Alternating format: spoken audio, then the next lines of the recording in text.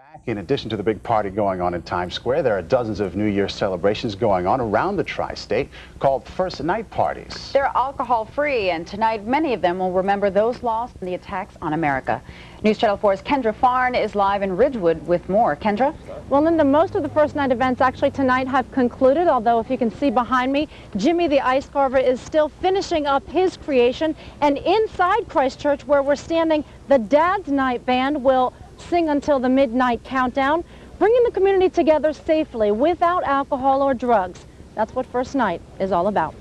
The first plane hit the North Tower right after I came in. There were also performances that brought tears, a tribute to the heroes and those lost in the World Trade Center collapse.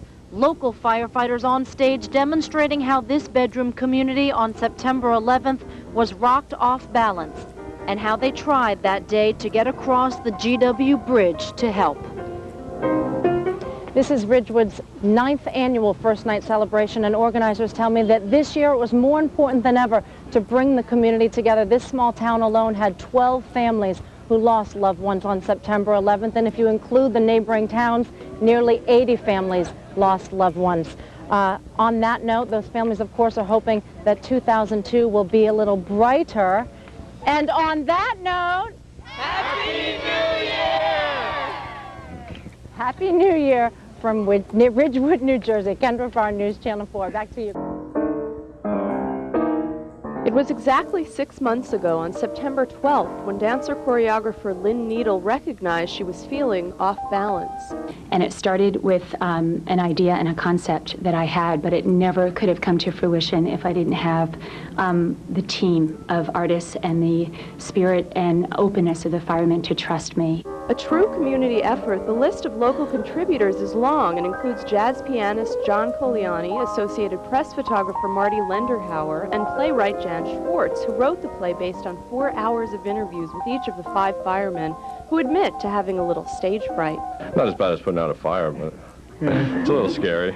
Oh, yeah, it is. I'd rather you put a fire out, to be honest. I was thinking about a dental appointment this afternoon. Yeah, but it memorializes what, hopefully people won't forget in the future what happened on 9/11.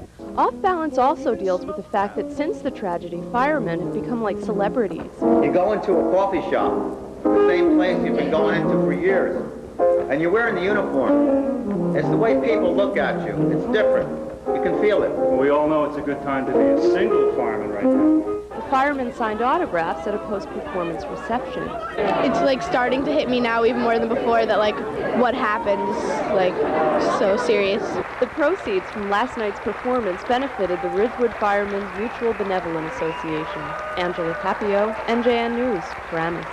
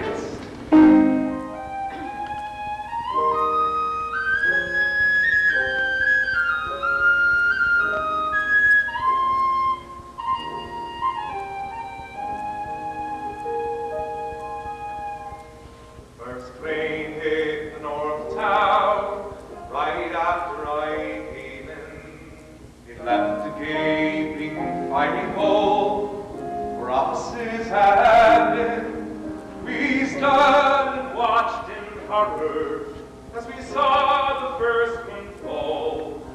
Then someone yelled, "Get out, get out, they're trying to kill us all."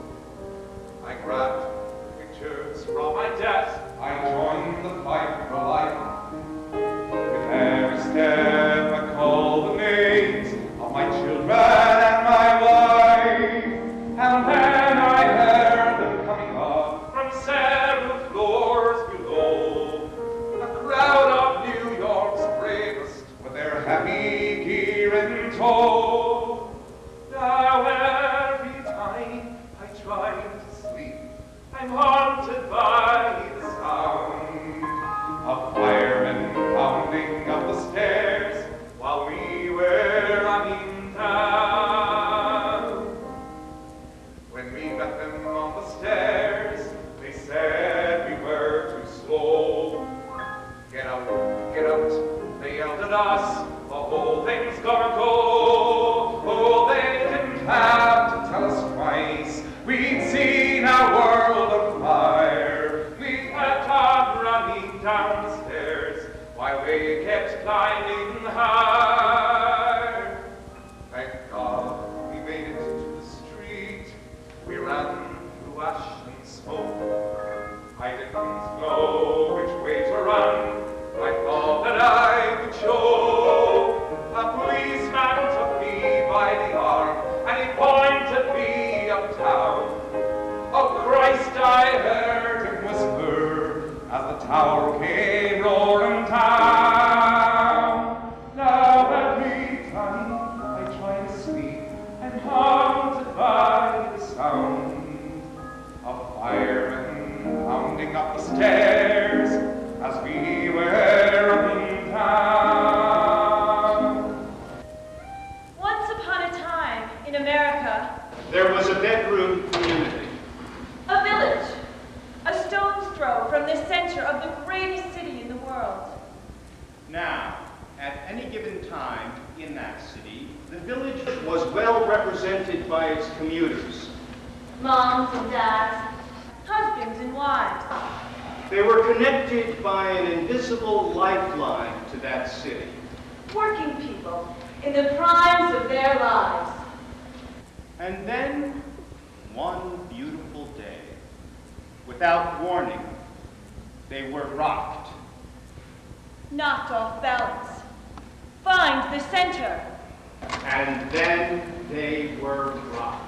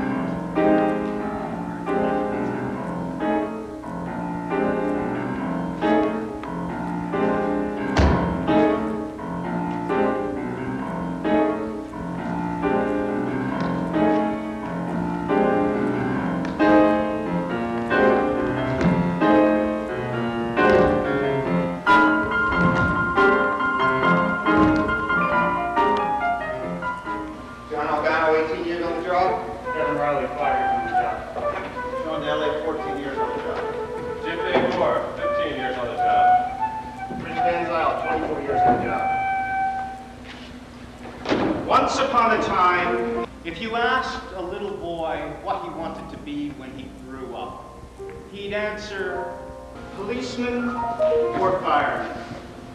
The disruptive events of the 60s altered our image of authority. An ever more mobile society.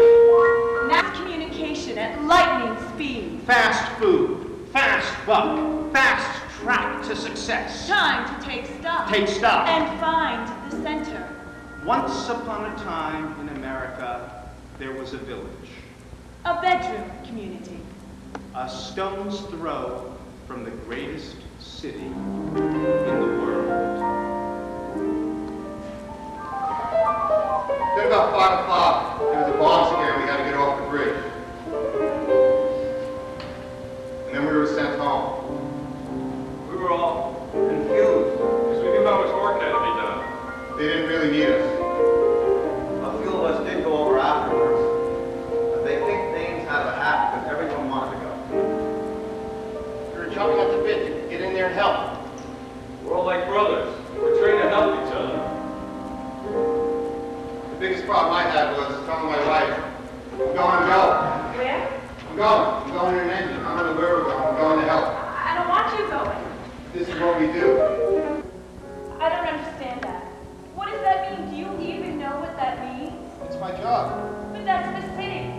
It's my job. It's what I know to do. It's just what we all do.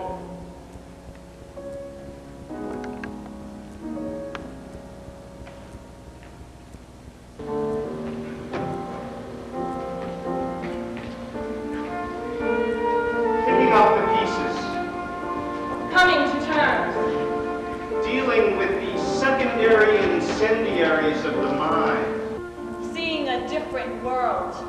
Learning to overcome. And get on with it.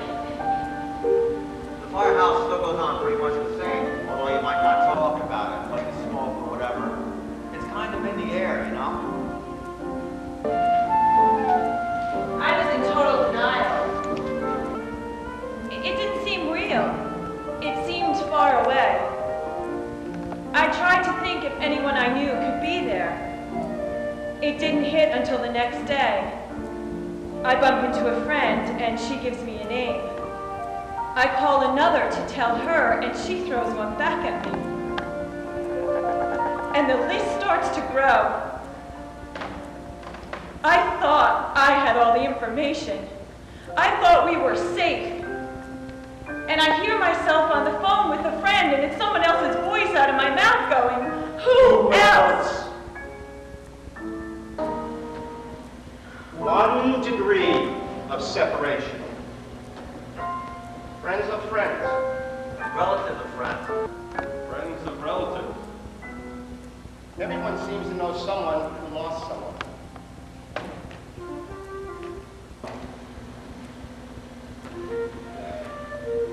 A few days later, when they again allowed us to cross the bridge,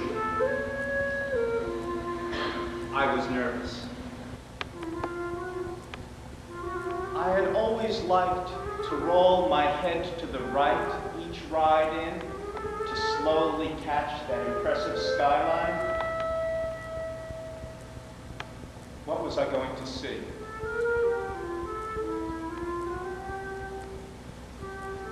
As my eyes panned the island, everything seemed in its proper place, all gleaming back at me, until I came to where those 2 great white rectangles should have been.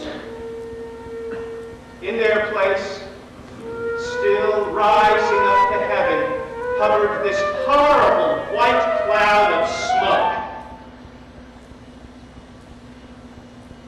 That's when it really hit me. It wasn't on TV anymore. It was part of my immediate reality. I was in the military. I have sons. 4 years from now, I don't know what to expect. For a couple of months, we had these tickets to fly. Should we go? I don't know. What do you think? What do you think? We were discussing whether we should go together. Should we take separate planes? What do you think? What do you think? Weeks afterwards, I would get this churning in my gut every time I approached that bridge. I just needed to get across. I wasn't worried. Not to say that I was worried. I don't know why. I don't have a problem with it. Because every day when I go to work, I don't know what to expect. Tomorrow I can run into a burning building. Your number's up. It gives you time to go. It's just part of our lives.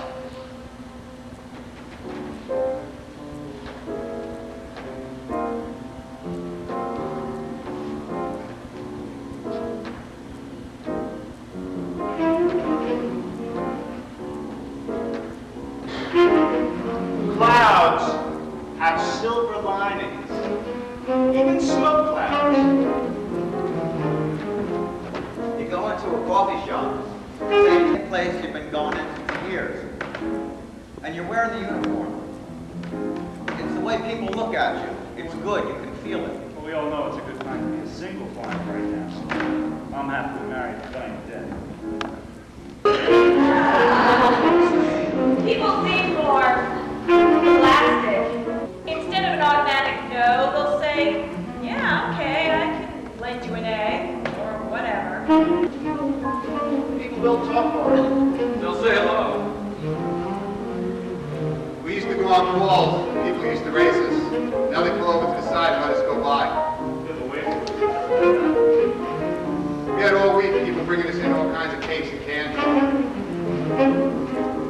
I wonder if it's all too much. So firemen are pretty cool, but where's this all going? I was wrestling with it. This is a job that we do every day. It took 343 firemen in the city of Paris before people realized that this is what we do. I'm not looking for recognition. We all took this job because we like helping people. We go in, we do what we got to do, and we leave. And that's the way we are. But now it's different. People are finding their way to the firehouse. They want to talk. You know, these guys are right. People are talking more now. For instance, my daughter's away in college. We've always been pretty close. But since all this happened, she calls me and asks me, Daddy, how you doing? You okay? she's so worried about me. I wonder what's happened up until now. Now she wants to know, What were you like as a kid? In high school? When you got married? When you had kids? she's really getting into this. It's freaking me out, actually.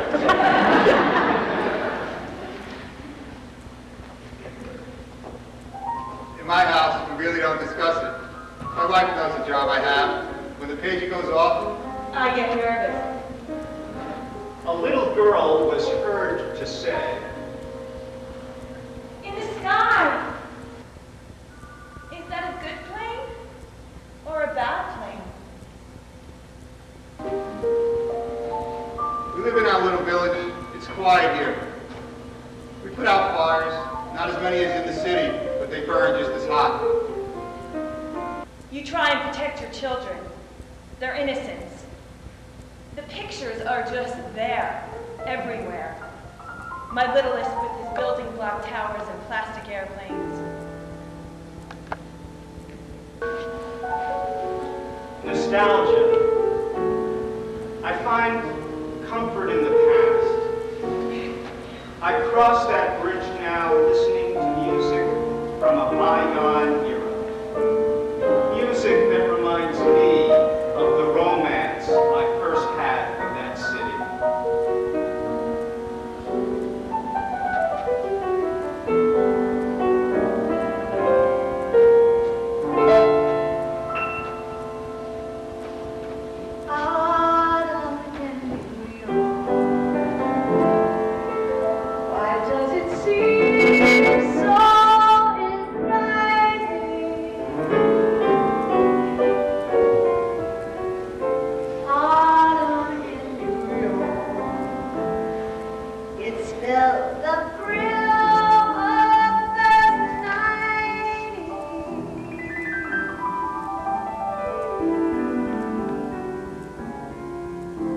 Shimmering cloud and glitter.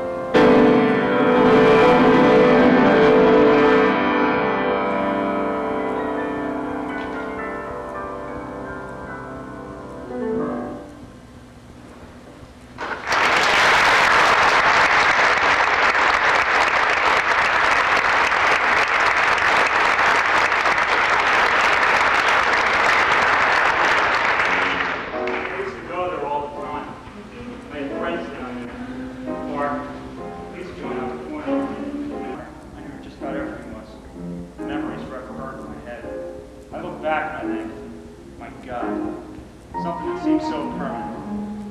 You just never think it would be here. It's an icon. I went into the city. We have certain traditions, things we like to do. We walked around, looked at some of the memorials. I took pictures with my kids next to a statue of a bronze fireman. It's good there now. There's like nobody there. It's something we had to do. We couldn't not do it. I haven't been to the city. We used to go in and out all the time. Time just isn't right for it. We have this spot in our village. It's called the View. We built a memorial there. Where you get a perfect view of the city. I used to go by there all the time on my way to work. But now I find myself making a right-hand turn instead of a left, just to avoid it. I didn't want to not see those towers. I just can't do it.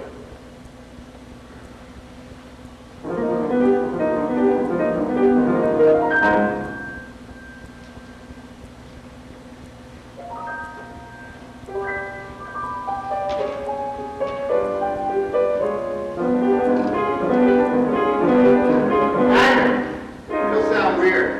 I used to go to this place run by Middle Easterners all the time. I haven't been back there since. I talked to my son about World War II and how we rounded up all the Japanese Americans and put them in camps. I've been twisted that I haven't been able to go back to that place run by Middle Easterners. But Dad, how do you know they're bad people? You don't. But with this, how do you know that they're good people? You're raising them right. That's where I'm having my problems. I have anger. The enemy within. So what is a hero? Guy hit that game-winning home run at the bottom of the ninth. Yeah, accolades. No way, movie stars. Us? Sometimes we do something to help somebody out. Do we throw our lives on the line? Maybe not. Yeah. Like this guy. Save this girl who was dead from the ground. Bring her back to life. A few other people here. Do they throw their lives on the line? Maybe. I'm not saying it's not heroic. What are you saying, that, Kevin? What I'm saying is it seems like our language is missing some words. You gotta give your life to be a hero?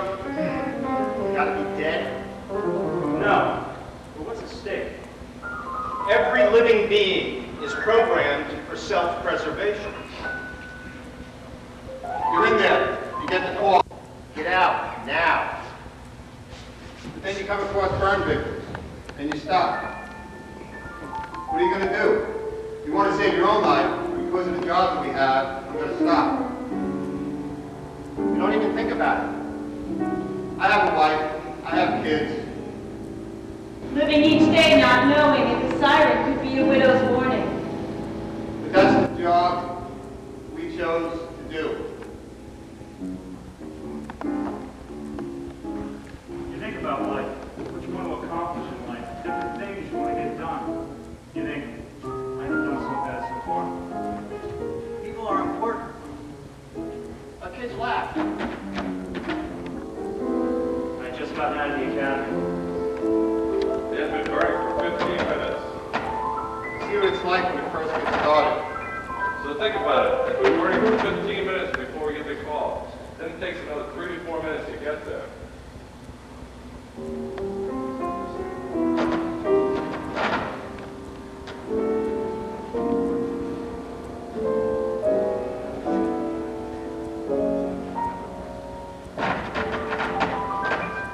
With a dry Christmas tree, they had lots of candles.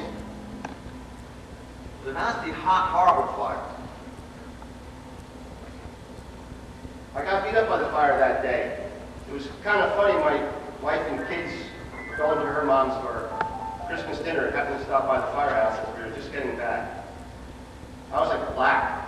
Daddy? Is that you? They had no idea what could happen on our job. You know what I mean? Neither did I. We're supposed to be at Grandma's. It couldn't be helped. I told them sorry. But I was feeling real bad for the people. They lost a couple of cats and whatever else. We get there and the place is engulfed in flames. They're not that bad yet. Anyway, I do what I'm told. There are 3 of us. We go with the guys in the engine. We go to the back. And their guys are already there. You can't go in there. It's too hot. The flames are shooting out the windows. What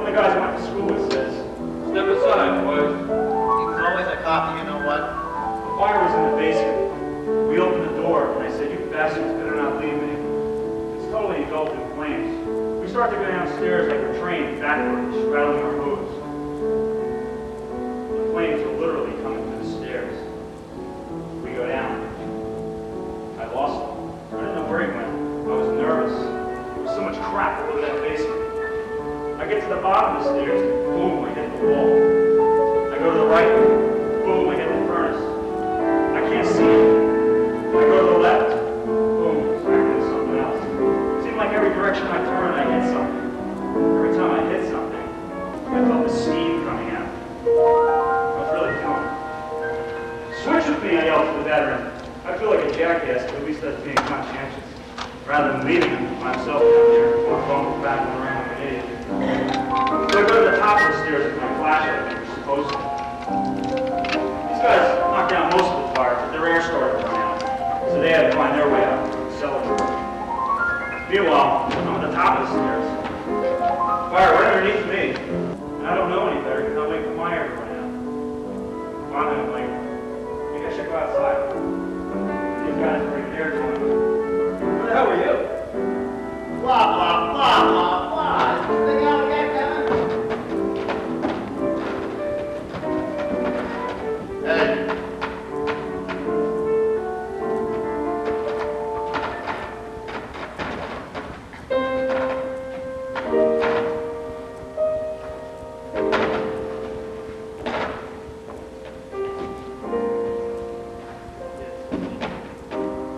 Once upon a time, in America, There was a bedroom community. a village, a stone's throw from the center of the greatest city in the world. At the heart of this village, Or not heroes.